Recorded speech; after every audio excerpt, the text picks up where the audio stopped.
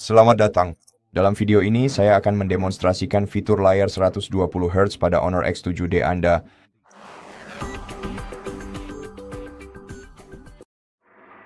Pertama-tama, kecepatan refresh itu sendiri dapat disesuaikan di telepon, dan Anda dapat menyesuaikannya dengan menggeser ke bawah pusat kendali dan mengetuk ikon roda gigi di sudut kanan atas layar untuk membuka pengaturan.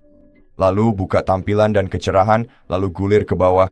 Untuk menyegarkan kecepatan layar, di sini Anda dapat menggunakan kecepatan refresh dinamis yang menyeimbangkan antara 60 dan 120 Hz untuk menjaga daya tahan baterai Anda, tetapi jika Anda ingin menggunakan 120 Hz sepanjang waktu, Anda harus mengaktifkan mode tinggi dan mode standar akan menjaga perangkat Anda pada kecepatan refresh 60 Hz.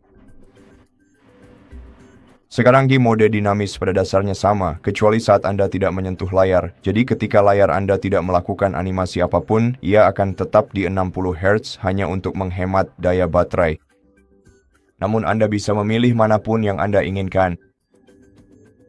Selain itu, jika mata Anda mudah lelah, Anda bisa menggunakan mode kenyamanan mata pintar di bagian tampilan dan kecerahan ini.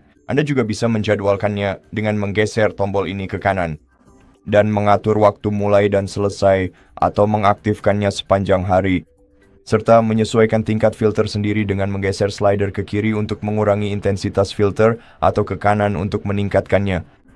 Kenyamanan mata ini cerdas karena menggunakan peredupan dinamis, fitur unik yang secara pintar menyesuaikan kecerahan layar untuk mengurangi ketegangan mata Anda. Fitur berikutnya adalah memperhalus animasi Anda. Dan untuk memperhalus animasi di ponsel Anda harus menggulir daftar pengaturan ke bagian tentang ponsel.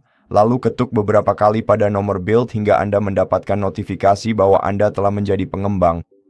Setelah Anda menjadi pengembang, kembali ke pengaturan dan pilih sistem dan pembaruan. Sekarang temukan opsi pengembang di sini. Dan kemudian gulir sampai ke bawah.